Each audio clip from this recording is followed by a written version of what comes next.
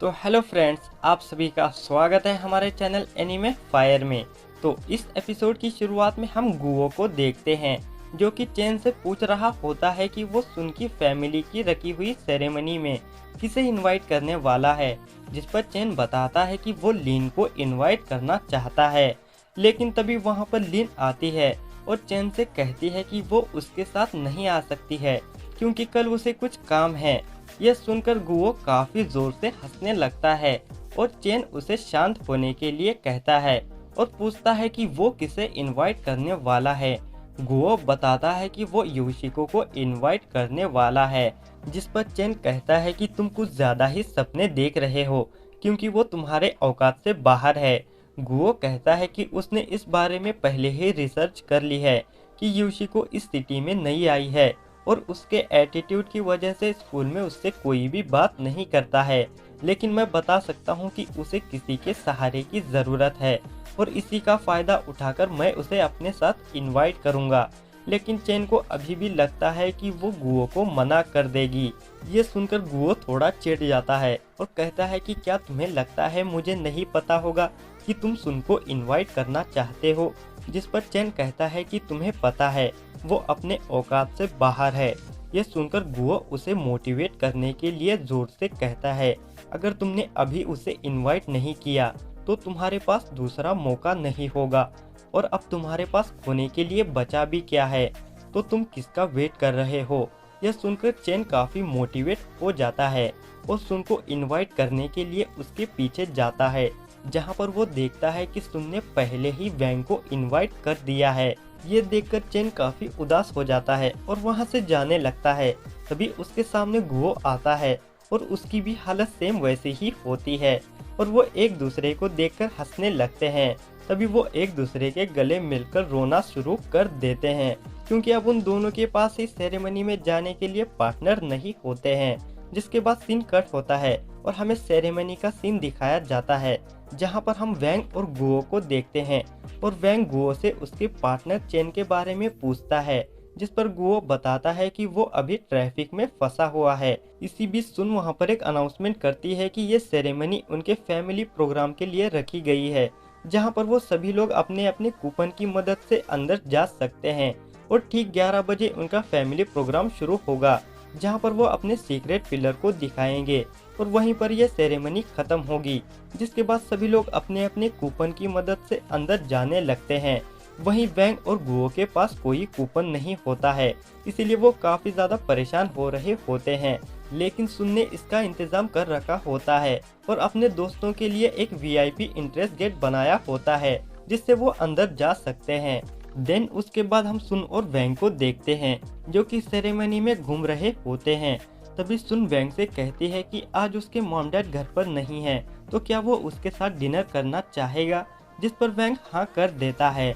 ये सुनकर सुन काफी खुश हो जाती है और उसे डिनर करवाने के लिए अंदर ले जाती है और जैसे ही दरवाजा खोलती है उसके सामने उसके ग्रैंडफादर होते हैं और वो ये देखकर काफी शॉक हो जाती है। जिसके बाद वो घबराते हुए डिनर करने के लिए बैठ जाती है, जहां पर सुन के ग्रैंडपा वैंग से पूछते हैं कि उसका सुन के साथ क्या रिश्ता है, जिस पर सुन उसकी सफाई देने लगती है।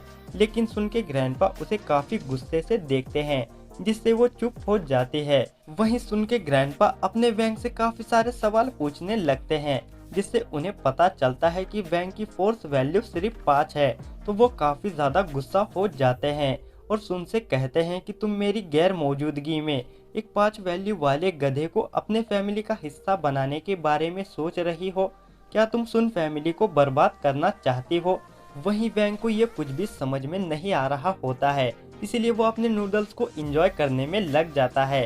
तभी सुन का बॉडीगार्ड उन्हें शांत होने के लिए कहता है, लेकिन उसके ग्रैंडपा अपने वैंग से कहते हैं कि अगर वो इस फैमिली का हिस्सा बनना चाहता है तो उसे 3 टेस्ट देने होंगे। जिसके बाद वो वैंग के पहले टेस्ट के लिए एक गेम के पास आते हैं और हाथ में एक हैमर लेकर उस मशीन के ऊपर हिट कर देते हैं, जिससे कि उस मशीन का पूरा स्कोर 9-9 हो जाता है। फिर बारी अपने वैंग की आती है और वैंग उस हैमर को लेकर धीरे से उस मशीन के ऊपर टच करता है, जिससे कि उस मशीन का पूरा स्कोर फुल हो जाता है और वो मशीन ही खराब हो जाती है। यह देखकर सभी लोग शॉक हो जाते हैं। जिसके बाद वो वैंग के दूसरे टेस्ट के लिए तीरंदाजी करने के लिए लाते हैं और पहले खुद उस तीर को टारगेट में सक्सेसफुली मारकर दिखाते हैं। फिर बारी अपने वैंग की आती है और वैंग उस तीर को अपनी पावर से काफी जोर से छोड़ता है, जिसे देखकर सुन के बॉडीगार्ड डर जाते हैं और नीचे झुक जाते हैं, जिससे कि टारगेट चूक जाता है। और सुन के ग्रैंडपा कहते हैं कि वैंग यहाँ पर हार गया है, लेकिन वैंग कहता है कि वो अभी तक नहीं हारा है। वहीं हम उस तीर को देखते हैं जो कि पूरे धरती का चक्कर लगाकर वापस आता है और जहाँ पर टारगेट था उस पहाड़ पर काफी बड़ा ब्लास्ट कर देता है। और ये देखकर सुन भी काफी हैरान हो जाती है। जिसके बाद सुन के ग्रैंडपा काफी भड़क जाते हैं और वैंग को अपनी फैमिली के वेपन वाले कमरे में लेकर आते हैं और वैंग से कोई भी एक वेपन उठाकर उनसे फाइट करने के लिए कहते हैं। और वैंग के पास कोई भी ऑप्शन नहीं होता है, इसीलिए वो एक लाठी उठाकर लड़ने के लिए तैयार हो जाता है।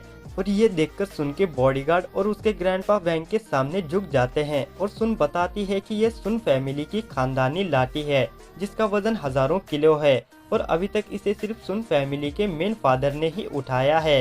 ये सुनकर वैंग को पता चल जाता है कि उसने फिर से कोई गड़बड़ कर दी है, इसीलिए वो जल्दी से उस लाठी को वापस रख देता है, जिससे कि उसके आसपास की जमीन हिलने लगती है, क्योंकि उस लाठी का वजन काफी ज्यादा होता है। देन तभी सीन कट होता है और हम सुन और वैंग को देखते हैं, जो कि एक लालटेन जलाकर सभी के साथ आसमान में छोड़ देते हैं, जिससे कि वहाँ का सीन काफी खूबसूरत लग रहा होता है। जिसके बाद बारी आती है लास्ट सेरेमनी की, जहाँ पर सुन फैमिली की खानदानी लाठी पानी से बाहर आने वाली होती है और जैसे ही पुल का पानी साइड होता है, सभी लोग देखते हैं कि वहां से लाठी गायब होती है और सुन के ग्रैंडपा का पूरा शक वैंग के ऊपर जाता है, क्योंकि पूरे संगाई में उसके अलावा और कोई भी उस लाठी को नहीं उठा सकता है। और यहीं पर इस एपिसोड का दी एंड होता है। अगर वीडियो पसंद आई हो तो वीडियो पे लाइक और चैनल को सब्सक्राइब जरूर कर देना, इससे हमें ढेर सारी मोटिवेशन मिलती है। तो मिलते हैं आपसे एक और नए एपिसोड के साथ।